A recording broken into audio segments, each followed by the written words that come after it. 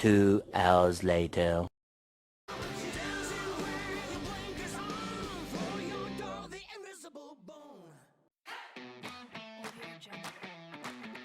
Hey everyone, welcome to World Cinema Breakdown, or in short, WCB. And as always, this is Utkarsh Raheja, and I'm so happy that you could join me today.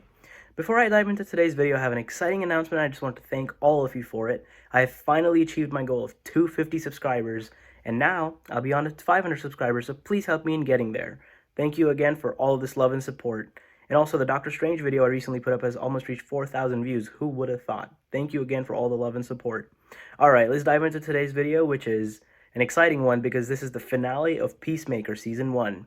But not only Peacemaker, where we're going to be looking at the Easter eggs, some references, and callbacks. There weren't as many Easter eggs as I would have hoped for, but there were plenty of, callbacks and references from earlier in the show or other parts of DC. So today we're going to be looking at a combination of all of the above, starting with something that happened early on in the episode, and I'm referring to Green Arrow, and this is what I mean.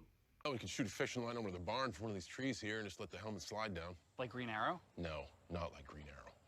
That dude goes to brony conventions dressed in the back half of Twilight Sparkle with a 4-inch wide butthole drilled in the costume. Maybe it's so we can breathe properly. You actually believe that shit?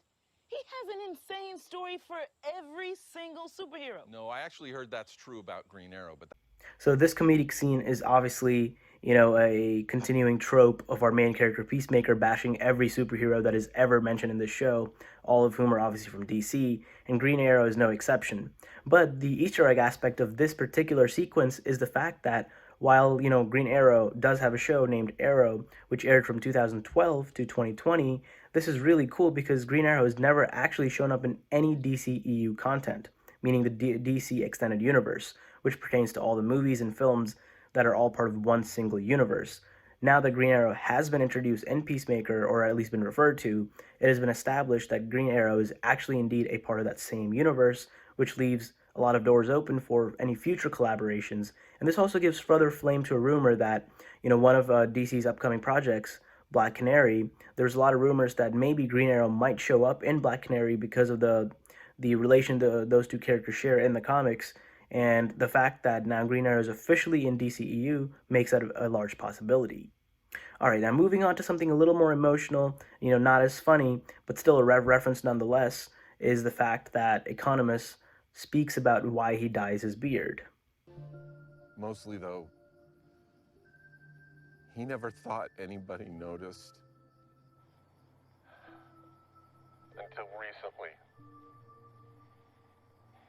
When one guy said it to him all the time. So this was obviously not a funny scene like the one from before. This was more of a emotional gut punch and kind of like in your face, because generally callbacks tend to be subtle, but like I said, this was very obvious what it was referring to or calling back to, and this was the fact that Peacemaker has continuously made fun of Economos' beard throughout the episodes because they didn't get along. I mean, eventually they did become friends, so this makes it even more emotional. And what I really enjoyed about this scene was the fact that you get to see each and every team member's reaction, and a lot of them really have shown growth in the sense that they've now bonded and become one unit. And I think this was probably some of John Cena's best acting in this sequence and other parts of this episode compared to the rest of the season. So I think his growth as an actor is very evident, because he's not just that goofy guy or the crazy I'll kill you up action hero, but he can also truly act. Now, staying on the theme of Economos, the next Easter egg that I would want to talk about is also related to Economos, and that's when he finally sees the cow, and this is what he says. John, you copy?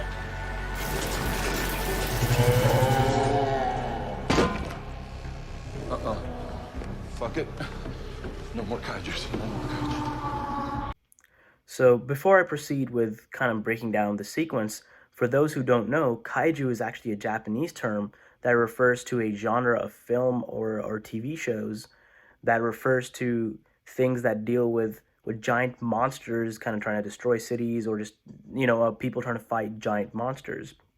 But the term kaiju can also refer to the monster itself as well. And some prominent examples in pop culture would definitely include the two big names of Godzilla and King Kong. But this is a big Easter egg slash callback to other things in DCEU. The biggest thing being the starfish Starro from the Suicide Squad. So Starro was a kaiju because he was a massive starfish, massive alien starfish that was trying to take over everybody in that city, and then from there on the rest of the Earth. So this was a big callback, and Economos was actually a part of that mission as well.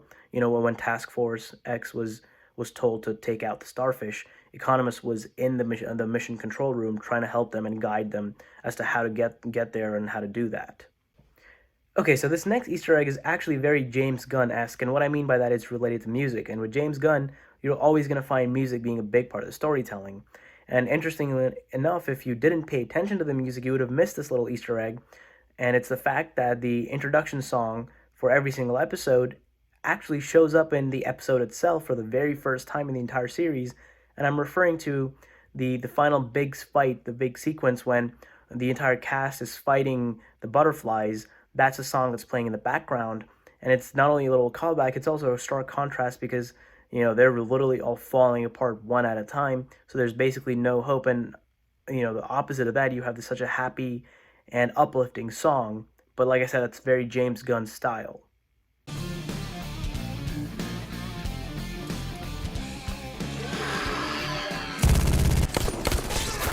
Now the next thing, and probably the biggest thing that probably most of us are most excited about, is Justice League. Now, there's multiple references to Justice League because Peacemaker himself speaks about these characters in multiple episodes, makes fun of many of them, especially Aquaman, Superman, so many of them. But we finally actually get to see Justice League in this episode, and there's a reference to them in the very beginning of the episode when Adebayo is talking to her mother and saying, hey, this is a very dire situation and we're all kind of wounded. We really need some help, so can you please send the Justice League over? Mom, there are way more butterflies than we thought, and the whole team is injured. So I was thinking, maybe you could call in the Justice League. No, I'm not kidding. This is really cool because, there's been multiple references to the Justice League, but this is the first time they just straight up said Justice League. And not only that, we actually get to see the Justice League by the end of the episode, which was really unexpected for me because I knew there'd be these references and maybe like a voiceover or something. We actually get to see the Justice League by the end of the episode when, our main team has already taken care of the main issue, the cow, and also kind of killed all the butterflies that they can. And the Justice League shows up after everything has happened. And as you can imagine, the team's not too happy about that, but at least we get to see them, and this is exactly what I mean.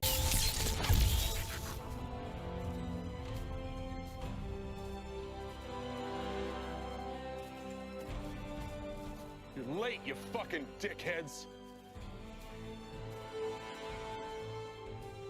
Go fuck another fish, asshole. I'm so fucking sick of that rumor. It's not a rumor. This is very cool because up until now, like I said before, we only heard of the mentions of some of these characters, but now we actually get to physically see some of them. Now, a lot of the Justice League, we only get to see their shadow or their silhouette, but it's really cool because we actually get to see Aquaman and the Flash. Now, I don't know too much about Aquaman and Flash outside of just what we know in pop culture because I haven't seen their the Flash TV show or Aquaman's previous movie, but both of them do have massive projects coming up very soon. The Flash has a movie coming up in 2 or 3 months, and then Aquaman has another movie coming up within a few months as well. So that's very fascinating that they chose those two characters as a part of the cameos.